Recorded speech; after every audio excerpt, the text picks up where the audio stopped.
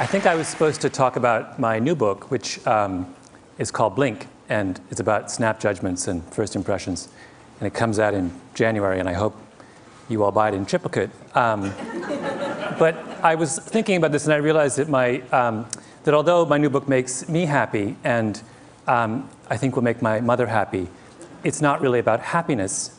So I decided instead I would talk about someone who I think has done as much to make Americans happy as perhaps anyone over the last 20 years. A man who is a great personal hero of mine, someone by the name of Howard Moskowitz, who is most famous for reinventing spaghetti sauce.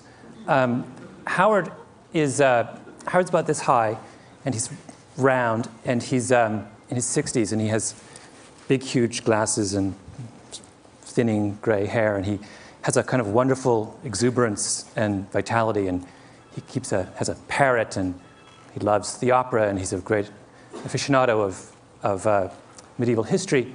And he, by profession, he's a psychophysicist. Now, I should tell you that I have no idea what psychophysics is, although at some point in my life, I dated a girl for 2 years who was getting her doctorate in psychophysics, which should tell you something about that relationship. But Howard, as far as I know, psychophysics is about measuring things. And Howard is very interested in measuring things. And he graduated with his doctorate from Harvard, and he set up a little consulting shop in White Plains, New York. And one of his first clients was, this is many years ago, back in the early 70s, one of his first clients was Pepsi. And Pepsi came to Howard and they said, you know, there's this new thing called aspartame, and we would like to make Diet Pepsi. And we'd like you to figure out how much aspartame we should put in each can of Diet Pepsi in order to have the perfect drink. Right? Now that sounds like an incredibly straightforward question to answer. And that's what Howard thought. Because Pepsi told him, look, we're working with a band between 8 and 12%. Anything below 8% sweetness is not sweet enough. Anything above 12% sweetness is too sweet. We want to know what's the sweet spot between 8 and 12. Now, if I gave you this problem to do, you would all say, it's very simple. What we do is you make up a big experimental batch of Pepsi at every degree of sweetness, 8%, 8.1, 8.2, 8.3, all the way up to 12. And we try this out with thousands of people, and we plot the results on a curve, and we take the most popular concentration, right? Really simple. Howard does the experiment, and he gets the data back, and he plots it on a curve, and all of a sudden he realizes it's not a nice bell curve. In fact, the data doesn't make any sense. It's a mess. It's all over the place, right? Now, most people in that business, in the world of testing food and such, are not dismayed when the data comes back a mess. They think, well, you know, figuring out what people think about cola is not that easy. You know, maybe we made an error somewhere along the way. You know, let's just make an educated guess, and they simply point and they go for 10%, right in the middle. Howard is not so easily placated.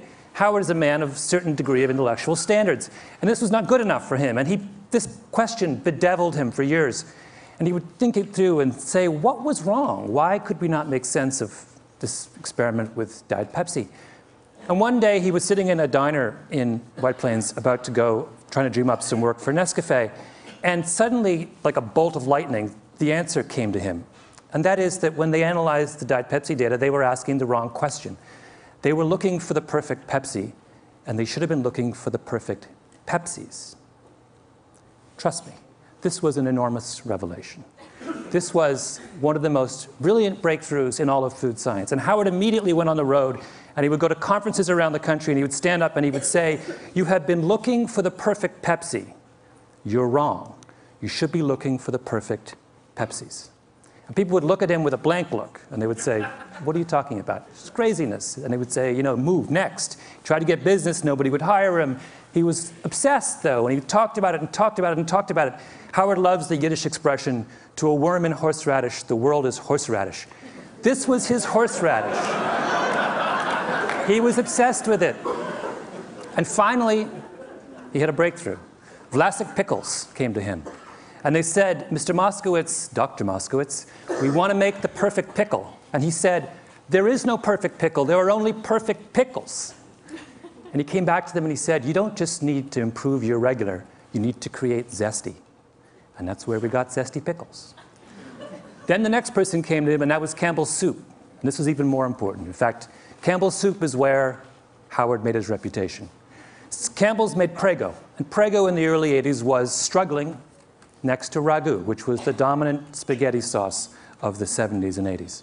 Now, in the industry, I don't know whether you care about this or how much time I have to go into this, but it was, technically speaking, this is an aside, Prego is a better tomato sauce than ragu. The quality of the tomato paste is much better. The spice mix is far superior. It adheres to the pasta in a much more pleasing way. In fact, they would do the famous bowl test back in the 70s with ragu and Prego. You'd have a plate of spaghetti and you would pour it on, right? And the ragu would all go to the bottom and the Prego would sit on top. That's called adherence. And anyway, despite the fact that they were far superior in adherence and the quality of their tomato paste, Prego was struggling. So they came to Howard and they said, fix us. And Howard looked at their product line and he said, what you have is a dead potatoes society, a dead tomatoes society. So he said, this is what I want to do. And he got together with the Campbell Soup Kitchen and he made 45 varieties of spaghetti sauce. And he varied them according to every conceivable way that you can vary tomato sauce. By sweetness, by level of garlic, by tartness, by sourness, by tomatoiness, by visible solids, my favorite term in the spaghetti sauce business. Every conceivable way you can vary spaghetti sauce, he varied spaghetti sauce. And then he took this whole raft of 45 spaghetti sauces and he went on the road. He went to New York, he went to Chicago, he went to Jacksonville, he went to Los Angeles. And he brought in people by the truckload into big halls. And he sat them down for 2 hours and he gave them over the course of that 2 hours 10 bowls. 10 small bowls of pasta with a different spaghetti sauce on each one. And after they ate each bowl, they had to rate from 0 to 100 how good they thought the spaghetti sauce was. At the end of that process, after doing it for months and months, he had a mountain of data about how the American people feel about spaghetti sauce. And then he analyzed the data. Now, did he look for the most popular brand variety of spaghetti sauce? No, Howard doesn't believe that there is such a thing. Instead, he looked at the data and he said, let's see if we can group all these different data points into clusters. Let's see if they congregate around certain ideas. And sure enough, if you sit down and you analyze all this data on spaghetti sauce, you realize that all Americans fall into one of three groups. There are people who like their spaghetti sauce plain. There are people who like their spaghetti sauce spicy. And there are people who like it extra chunky. And of those three facts, the third one was the most significant. Because at the time, in the early 1980s, if you went to a supermarket, you would not find extra chunky spaghetti sauce. And Prego turned to Howard and they said, are you telling me that 1/3 of Americans crave extra chunky spaghetti sauce and yet no one is servicing their needs? And he said yes. And Prego then went back and completely reformulated their spaghetti sauce and came out with a line of extra chunky that immediately and completely took over the spaghetti sauce business in this country. And over the next 10 years, they made $600 million off their line of extra chunky sauces. And everyone else in the industry looked at what Howard had done and they said, oh my God, we've been thinking all wrong.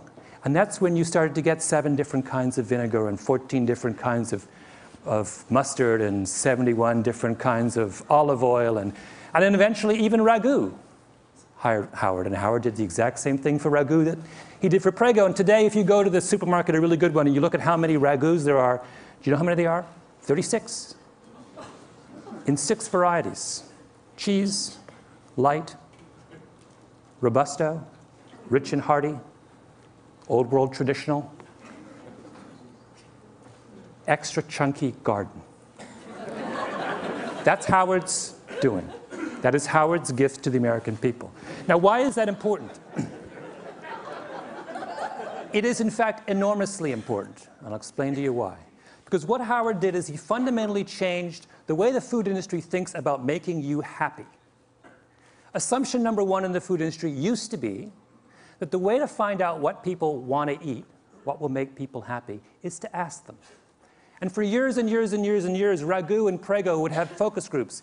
And they would sit all you people down and they would say, what do you want in a spaghetti sauce? Tell us what you want in a spaghetti sauce. And for all those years, 20, 30 years, through all those focus group sessions, no one ever said they wanted extra chunky, even though at least 1/3 of them deep in their hearts actually did. People don't know what they want, right? As Howard loves to say, the mind knows not what the tongue wants. It's a mystery. And a critically important step in understanding our own desires and tastes is to realize that we cannot always explain what we want deep down. If I asked all of you, for example, in this room, what you want in a coffee, you know what you'd say? Every one of you would say, I want a dark, rich, hearty roast. So people always say when you ask them what they want in a coffee, what do you like? Dark, rich, hearty roast. What percentage of you actually like a dark, rich, hearty roast? According to Howard, somewhere between 25 and 27% of you. Most of you like milky, weak coffee. But you will never, ever say to someone who asks you what you want that I want a milky, weak coffee. So that's number one thing that Howard did. Number two thing that Howard did is he made us realize, it's another very critical point, he made us realize in the importance of what he likes to call horizontal segmentation. Why is this critical? It's critical because this is the way the food industry thought before Howard, right? What were they obsessed with in the early 80s? They were obsessed with mustard. In particular, they were obsessed with the story of Grey Poupon, right? Used to be, there were two mustards, French's and Golden's. What were they? Yellow mustard. What's in yellow mustard? Yellow mustard seeds, turmeric, and paprika. That was mustard. Grey Poupon came along with a Dijon, right?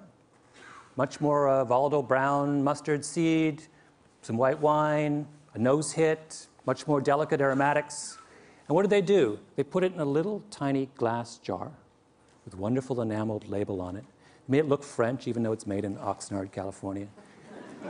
And instead of charging $1.50 for the 8-ounce can, the 8-ounce bottle, the way that French's and Golden's did, they decided to charge $4. And then they had those ads, right, with the guy in the Rolls Royce, and he's eating the Grey Poupon, and the other Rolls Royce pulls up, and he says, do you have any Grey Poupon? And the whole thing, after they did that, Grey Poupon takes off, takes over the mustard business. And everyone's take-home lesson from that was that the way to get to make people happy, right, is to give them something that is more expensive, something to aspire to, right? Is to make them turn their back on what they like, think they like now, and reach out for something higher up the mustard hierarchy. A better mustard, a more expensive mustard, a mustard of more sophistication and culture and meaning. And Howard looked at that and said, that's wrong. Mustard does not exist on a hierarchy. Mustard exists, just like tomato sauce, on a horizontal plane. There is no good mustard or bad mustard. There is no perfect mustard or imperfect mustard. There are only different kinds of mustards that suit different kinds of people. He fundamentally democratized the way we think about taste. And for that as well, we owe Howard Moskowitz a huge vote of thanks. Third thing that Howard did, and perhaps the most important, is Howard confronted the notion of the platonic dish. What do I mean by that? For the longest time in the food industry, there was a sense that there was one way, a perfect way, to make a dish. You go to Chez Panisse, they give you the red tail sashimi with roasted pumpkin seeds in a something reduction. They don't give you 5 options on the reduction, right? They don't say, do you want the extra chunky reduction or do you want the... No, you just get the reduction. Why? Because the chef at Chez Panisse has a platonic notion about red tail sashimi. This is the way it ought to be. And when that, and she serves it that way time and time again, and if you quarrel with her, she will say, you know what? You're wrong. This is the best way it ought to be in this restaurant. Now, that same idea fueled the commercial food industry as well. They had a notion, a platonic notion of what tomato sauce was. And where did that come from? It came from Italy. Italian tomato sauce is what? It's blended, it's thin. The culture of tomato sauce was thin. When we talked about authentic tomato sauce in the 1970s, we talked about Italian tomato sauce. We talked about the earliest ragouts, which had no visible solids, right? Which were thin, and you just put a little bit over and it sunk down to the bottom of the pasta. That's what it was. And why were we attached to that? Because we thought that what it took to make people happy was to provide them with the most culturally authentic tomato sauce, A, B. And B, we thought that if we gave them the culturally authentic tomato sauce, then they would embrace it. And that's what would please the maximum number of people. And the reason we thought that, in other words, people in the cooking world were looking for cooking universals. They were looking for one way to treat all of us. And good reason for them to be obsessed with the idea of universals, because all of science through the 19th century and much of the 20th was obsessed with universals. Psychologists, medical scientists, economists were all interested in finding out the rules that govern the way all of us behave. But that changed, right? What is the great revolution in science of the last 10, 15 years? It is the movement from the search for universals to the understanding of variability. Now in medical science, we don't want to know just how cancer works. We want to know how your cancer is different from my cancer. I guess my cancer is different from your cancer. We're interested in genetics has opened the door to the study of human variability. What Howard Moskowitz was doing was saying this same revolution needs to happen in the world of tomato sauce. And for that, we owe him a great vote of thanks. I'll give you one last illustration of variability. And that is, Howard not only believed that, but he took it a second step, which was to say that when we pursue universal principles in food, we aren't just making an error, we are actually doing ourselves a massive disservice. And the example he used was coffee. And coffee is something he did a lot of work with Nescafé. If I were to ask all of you to try and come up with a brand of coffee, a type of coffee, a brew, that made all of you happy, and then I asked you to rate that coffee, the average score in this room for coffee would be about 60 on a scale of 0 to 100. If, however, you allowed me to break you into coffee clusters, maybe 3 or 4 coffee clusters, and I could make coffee just for for each of those individual clusters, your scores would go from 60 to 75 or 78. The difference between coffee at 60 and coffee at 78 is a difference between coffee that makes you wince and coffee that makes you deliriously happy. That is the final and I think most beautiful lesson of Howard Moskowitz, that in embracing the diversity of human beings, we will find a sure way to true happiness.